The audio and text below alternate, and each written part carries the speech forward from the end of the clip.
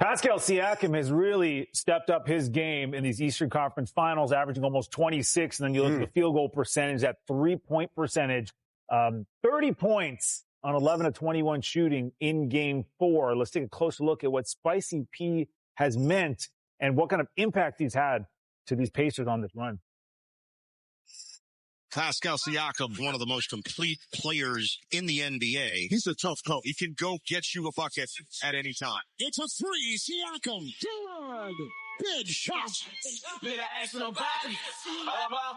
Ask nobody. Better ask somebody. Siakam putting on a show here offensively. The Indiana Pacers are one win away from the NBA Finals. Game 4 was a big game, being at home after dropping Game 3. My mindset was just to stay focused, be locked in from the beginning, and just play with a lot of pace and energy. I think me being aggressive just sets the tone for our team. The way we play fast, I'm also one of those guys that can attack the paint, collapse the defense, and make plays for my team also. We got such a diverse team with people that can do a lot of things, and at the end of the day, winning is all that matters, So for me, it's just continue to be myself, and my teammates allow me to do that, so it's the plus. You talk about a guy who was a perfect fit coming over from Toronto. That's Pascal Siakam. They need it. Siakam has it. Killing him.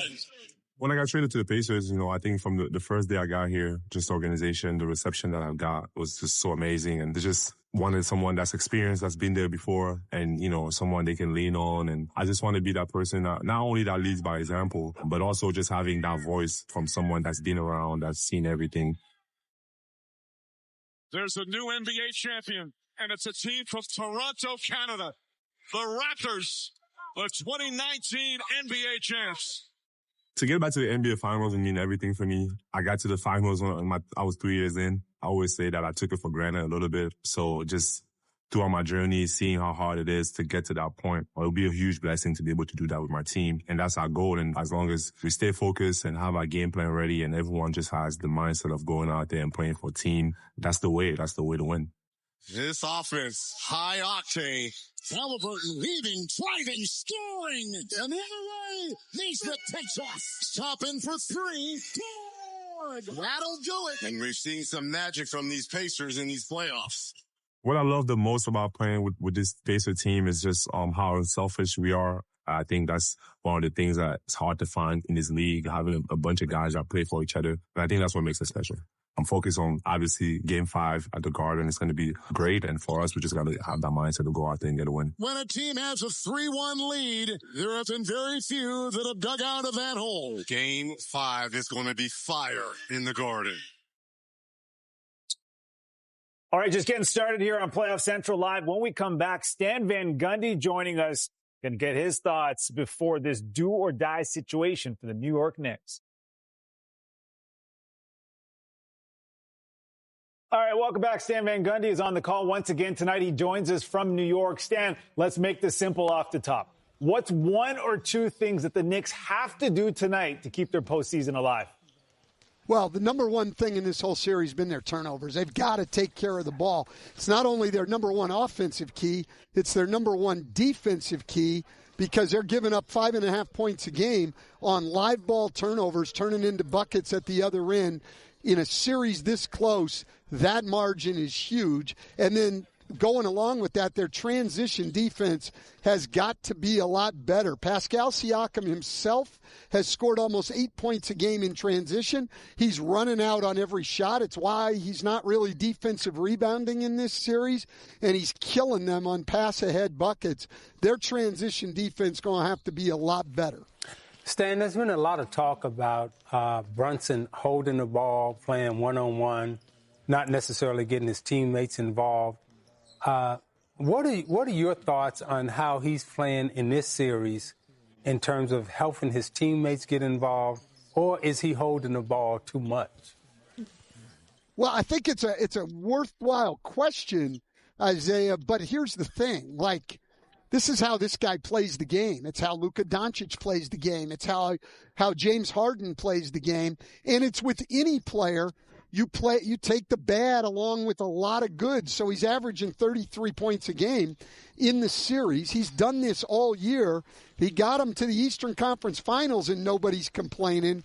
And now you're going to try to pick him apart on the way he plays? This is the way Jalen Brunson plays basketball.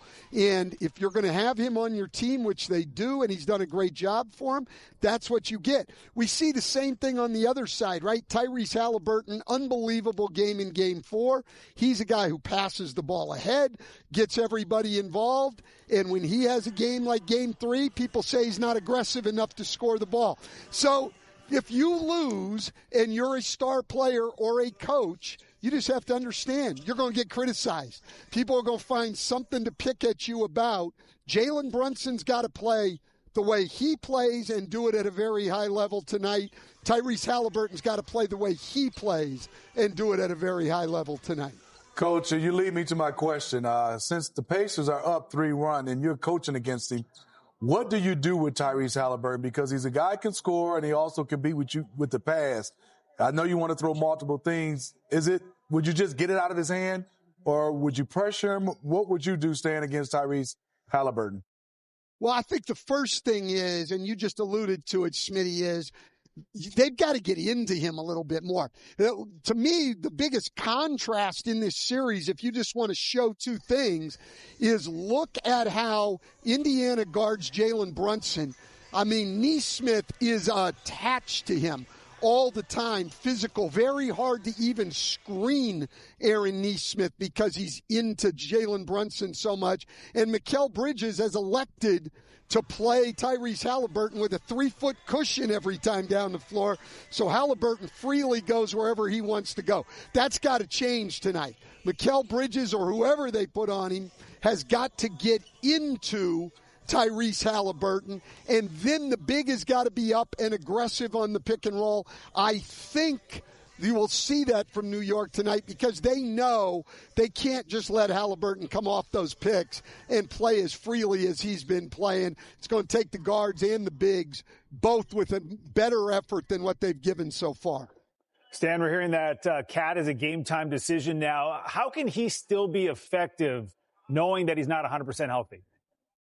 Hey, look, Cat's going to be effective. They have no one that can guard him. Okay, I like what they went to last game, which is play smaller guy on him. They'll start Siakam on him. And then in the post, when he's got the advantage, come and double him. Because they can't guard him on the perimeter with bigger guys. Miles Turner just does not have a chance to guard him. Now, when they are playing him one-on-one, I think what you have to do, Smitty and Isaiah could talk about this a lot more. Look, you're just looking at the margins to make star players a little less effective. Cat wants to get to his left hand, and they have let him get to his left hand every time. Just like, to me, the Knicks have let Siakam turn back to his right shoulder all the time. Like, come on. Right now, we're just looking, instead of a guy going 3 for 6 on a drive from the top or 4 for 6, can you make him go 3 for 6?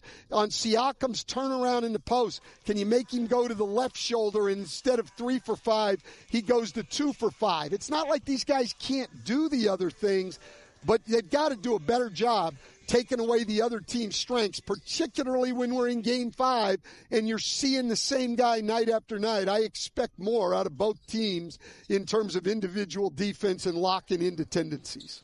Stan, appreciate the insights. Thank you very much. Thank you. Have a good one, guys. Enjoy. Thanks, Stan. Same for you, Coach. Have a good call. A lot of great points right there by Stan. No, it is. I mean, there's just certain great players you have to at mercy because they go left, right shoulder, right shoulder. But when guys has the tendencies, Coach is right. By the time you get to this fifth game, I should know your tendencies. I should know your cadence. I should know what you like and dislike. And I will say is, for Pascal Siakam, you're sitting at home and say, well, he's going over that right shoulder. And they let him go over. Mm-hmm. I mean, you got to bait him to go over the other shoulder. And if he beats you a couple times, it's a cat and mouse game. But Coach said it right. If you let somebody feel and start skipping, you're in trouble. You got to take that skipping away. You got to be close to him. Yeah, definitely got to put more pressure on Halliburton. You got to take away his passing lanes, and you got to get to him early in transition. And what I mean by getting to him early, right, as Smitty said, you got to take away his skipping. You're not giving him a chance to really get that momentum going where he can get that 1-2 dribble and now he can see the court. Soon as that ball is missed, you as a defender, you got to get to him, make him turn his back, And now he's got to play sideways coming up the court as opposed to, he get full frontal vision where he can see everything. And that's one thing the Knicks got to do in terms of eliminating transition baskets. I mean, to Isaiah's point, he was a smaller guy, I was a big guard. If you get me to turn my back, and I can't see everything. Mm-hmm. When you don't put pressure on, I can see everything. Yeah. At 6'8", 6'7", I'm going to have an advantage. He should be bringing it up like Magic used to have to bring it up, where you have to hold the guy's arm and bring it up. Right. He should not ever be forward. You got to make big guards turn their back, turn their side. You almost got to make him give it up to somebody else. Yes. Zeke, I want to go back to you and the question you asked Stan. I want to get your perspective on that and Jalen Brunson and his approach. I think, it psychologically, with all the chatter, it's got to affect him a little bit. It's got to get in his head a little bit, right? And I just hope, as Stan said, I hope it doesn't take away his aggressiveness tonight, because the 31, 32 points they need. However, what he's doing now is I see him saying, okay, let me get this guy a shot. Mm-hmm. Let me get this guy a shot. Or let me get OG a shot.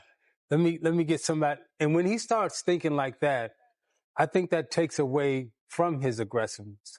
If he's not thinking score every time he has the basketball, I don't think he'll be effective tonight. I don't think he's a 30 and 15 guy. I don't think he can get you 30 points, 15 assists. He's going to get you 30, 35, 40. Right. Yeah, I totally agree. I think that's where coaching has to come in. I'm with Isaiah. I'm with Coach. I'll never take his aggressiveness away, but just come down and say, this play is for OG. Doesn't even have to be a point guard. Yeah. Throwing it to OG, and I stand there, whether you fade, cut. But if you're going to expect him to make plays off the dribble, then you're taking away what he does best. I think there's got to be more direct post-ups for OG. Well, no one has a problem with that. OG's getting 5 more post-ups. Mikal's getting 5 more looks when he's coming off of we call it floppy action. Then he can get assists that way. But you can't expect him to be a scorer and then obviously become a passer all at the same time. You can alleviate that by just calling some plays from other guys.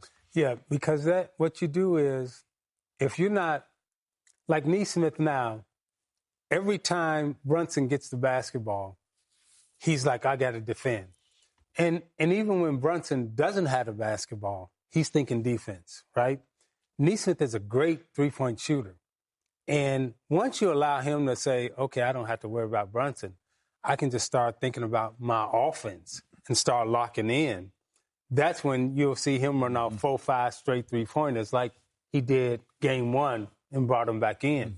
So you always want that defender, if you're Brunson, you always want that defender knowing that every time I touch it, I'm trying to score on you. That keeps him off balance. All right, we haven't really talked much about the coaches, so I got a stat here about the coaches here. So Rick Carlisle is 15-7 in potential series-clinching games in the postseason, including 4-1 in his stint with the Pacers. Tom Thibodeau is 3-9 as a head coach when facing elimination in his career, including 1-3 as a Knicks head coach. I mean, from what you've seen as far as a coaching battle has happened so far, how would you assess that? Well, I think Rick Carlisle has just thrown in. We talked about this, I think, when we were working the other day. He just thrown in a little wrinkle here and there. But I think also, you talk about staff, he has more basketball players, or he's allowed them to be more basketball players. I mean, T.J. McConnell comes in, he might have handled the basketball more than Tyrese Halliburton at times. Nembhard handles the basketball. Nesmith handles the basketball. They only have a few players that can dribble the basketball from New York. Not that they're capable. It's going to be Deuce, Jalen Brunson, possibly Josh Hart. No one else is bringing the ball up or initiating offense or initiating fast breaks, so it makes it hard. You have so many guys that can push the basketball. And then also, like to Isaiah's point, there's no threat of a fast break. So I'm not getting back. Nesmith is saying, shot up, I'm going to find Jalen Brunson. Yes. Now, if they were all running, you're like, Zeke, you want me to get him, your man? There's no threat of pushing the basketball. I think the one guy pushes it well is Josh Hart. Yes. He creates havoc. And it seems like he gets a layup every time he pushes it. I think they need to go to that a little bit more and tell him just to probe, and if he doesn't have nothing, get it back out to Brunson. And I think, just like players have tendencies, coaches have tendencies, right? And the unfortunate thing about Tibbs right now, it seems that not only do the players and coaches know his tendencies, the fans have even picked up on his tendencies, right? And so now we see Tibbs in game and in series doing things that he wasn't doing before, like playing 10 people. He's never done that. So now you've got him out of his comfort zone. You got him, leaving Brunson on the bench, right?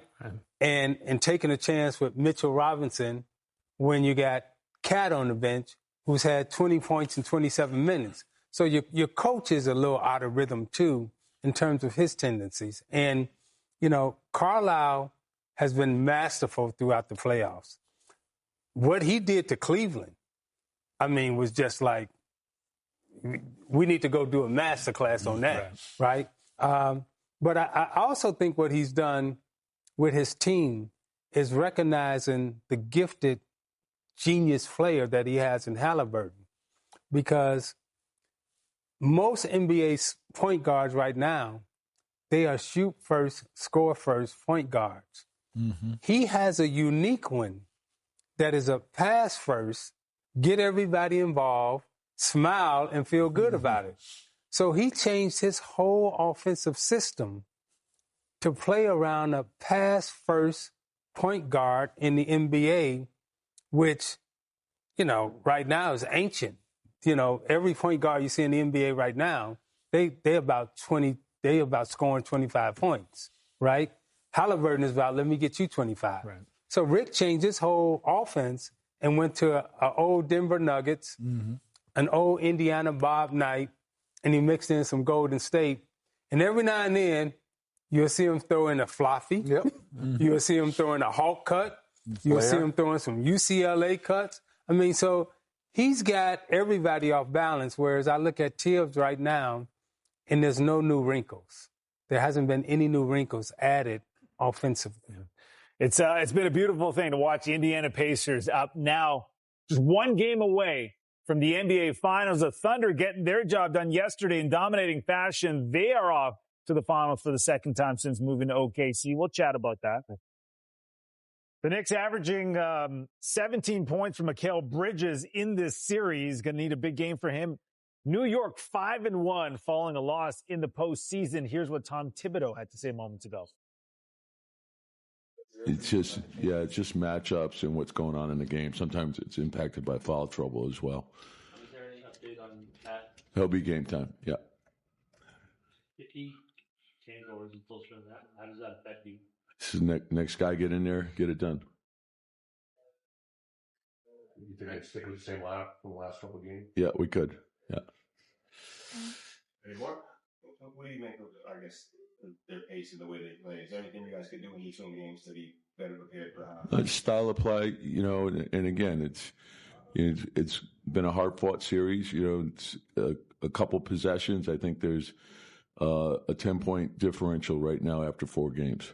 Coach, after you looked at the video, you had 17 turnovers last game. What did you see with that? Yeah, that's the big thing. We got to make sure we get our turnovers down. So, I think live ball turnovers in particular, that fuels their transition. So we got to make sure we're a low turnover team.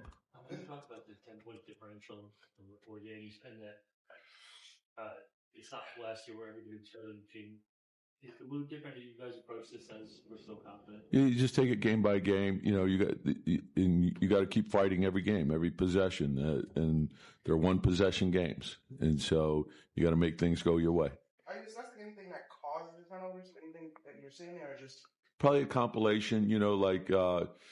Usually it's a risky pass, and we have to own our space. And you just do better, make our rim reads better, maybe get off it earlier. They're collapsing on the ball.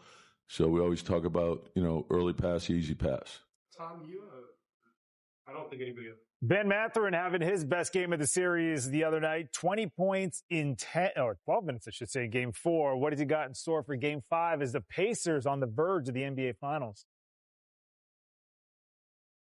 The Indiana Pacers are 1 win away from the NBA Finals.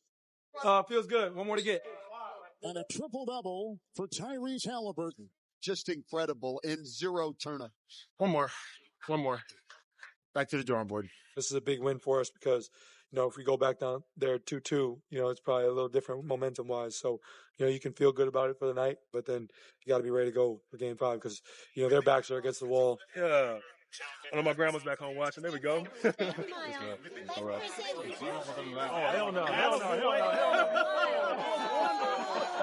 We got 1 game left, and that's it.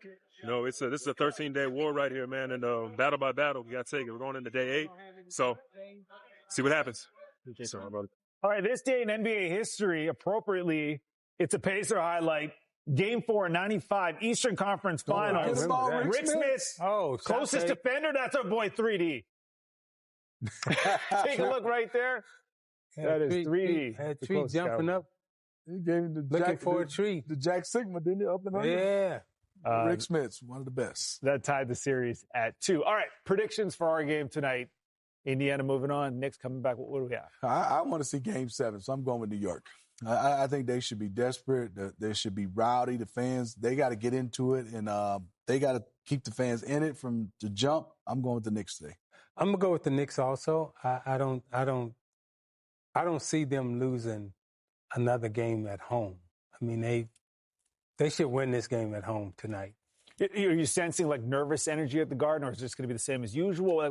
It'll be nervous energy. But again, I've said this before. These are the kind of games I like, right? When we can come out, settle the crowd, and you got to be a performer. You got to be an entertainer.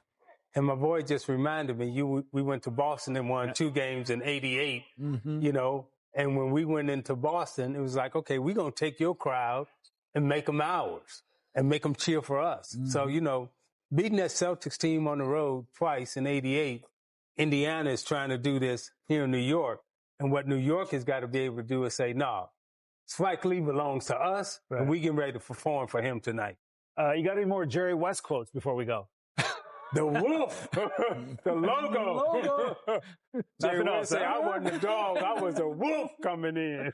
Not exactly what you said earlier, man.